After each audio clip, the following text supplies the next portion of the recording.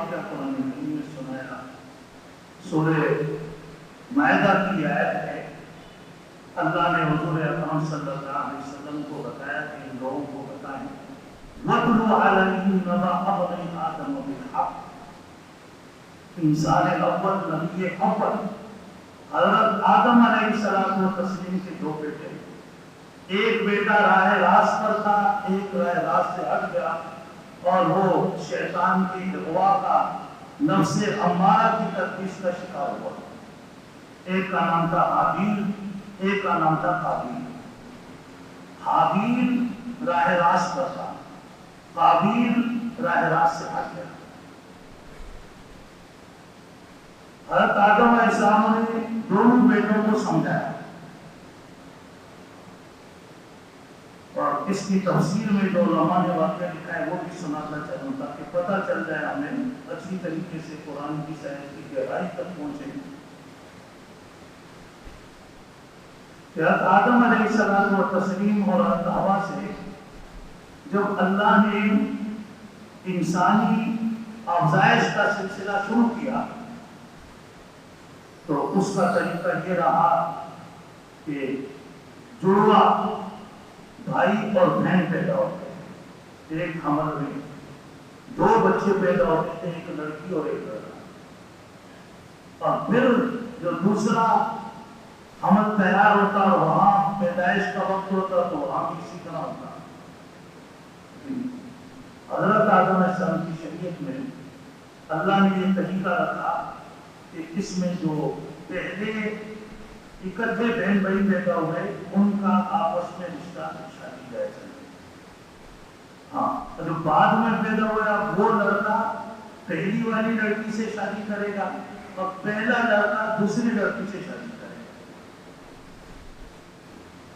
گا۔ اب ہوا جیسے کہ حضرت حابیل کے ساتھ جو بچی پیدا ہوئی اس کا رنگ اتنا صاف نہیں تھا، قابیل کے ساتھ جو بچی پیدا ہوئی وہ خوبصورت تھی۔ تو جب یہ بڑے ہوئے شادی کا موقع آیا، حضرت آدم علیہ السلام نے سب حسب معمول ان کی شادی کرنا چاہیے تو قابیل کر کے اس نے کہا کہ نہیں، میں اپنی بہن اس کو نہیں دوں گا، میں خود اس سے شادی کروں گا۔ اور کہا کہ بیٹا یہ ہماری دین میں جائز نہیں، یہ تمہارے لیے جائز نہیں۔ بہت سمجھایا، لیکن جب انسان گمراہی پر اتر آئے تو باپ بھی ہے، نبی بھی ہے، بات نہیں مانتے۔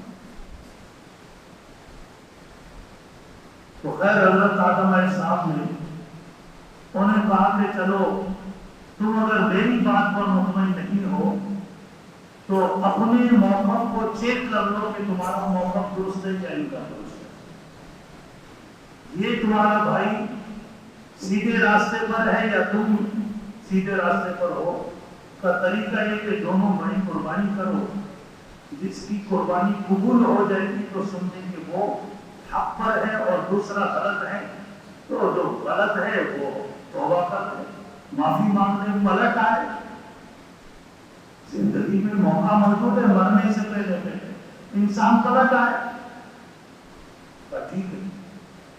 اب جناب قرآن کہتا ہے کہ وَاتْلُ عَلَيْهِمْ نَبَأَ ابْنَيْ آدَمَ بِالْحَقِّ إِذْ قَرَّبَا قُرْبَانًا، دونوں نے قربانی کی، فَتُقُبِّلَ مِنْ أَحَدِهِمَا وَلَمْ يُتَقَبَّلْ مِنَ الْآخَرِ، ایک کی قبول ہو گئی دوسرے کی قبول نہیں کی۔ اب اس کی کیا نشانی تھی، کیسے پتا چلا قبول ہو گئی؟ علماء نے لکھا ہے کہ اصل میں اس وقت قبولیت کی علامت بھی ہوتی تھی اور قربانی کا طریقہ بھی یہ تھا کہ لوگ قربانی کرتے تھے اور کوئی خاص جگہ تھی وہاں جا کے رکھ دیتے تھے ذبح کرنے کے بعد۔ اب آسمان میں ایک آگ آتی تھی، وہ اسے جلا دیتی، سمجھیں کہ قربانی قبول ہو گئی، اور جس کو نہیں جلایا یہ اس بات کی علامت تھی کہ قربانی قبول ہو گئی۔ یہ تو حضور اکرم صلی اللہ علیہ وسلم کی امت مبارکہ میں اللہ پاک نے آسانی پیدا کی کہ اس بات کو بھی پردے میں رکھ دیا۔ اب لوگ قربانی کرتے ہیں، گوشت تقسیم کرتے ہیں، کچھ غربا کو دے دیتے ہیں اور کچھ کھا جاتے ہیں تو دوست احباب کو۔ اب یہ باتیں پردے میں رکھی گئی، راز میں رکھی گئی، کس کی قبول ہوئی کس کی نہیں ہوئی یہ اب مرنے کی بات پتہ چلے، لیکن ہدایت کی میری واقعہ سنایا گیا تاکہ ہر بندہ اس واقعے میں اپنے آپ کو خود جج کرے کہ میں کیا کر رہا ہوں۔ جب وہ قربانی قبول نہیں ہوئی تو وہ دیش میں آ گیا، غصے میں آ گیا، بجائے اپنی اصلاح کرنے کے اور پلٹنے کے غصے میں آ کر کہنے لگا لأقتلنک، اپنے بھائی حابیل سے جس کی قربانی قبول ہوئی تھی کہا میں تجھے چھوڑوں گا دیا تمہاری جان لے کے رہوں گا۔ آپ دیکھیے اس کی شرافت، اس نے آگے سے نہیں کہا کہ ہم تو جناب پتھر کا جواب اینٹ سے دیں گے، یہ بات نہیں۔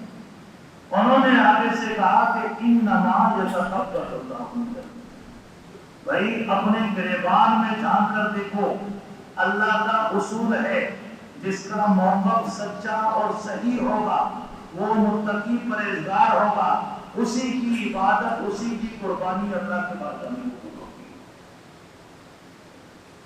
اس آیت نے ہمیں یہ واقعہ سنا کر اور اس بات کی تلقین کی ترغیب دی ہے کہ ہم ایسے مواقع پر جو قربانی کریں، کوئی صدقہ خیرات کریں، تو ہم اس بات کا جائزہ لیں کہ ہم جو مال اللہ کی بارگاہ میں پیش کر رہے ہیں وہ حلال ہو اور ہمارے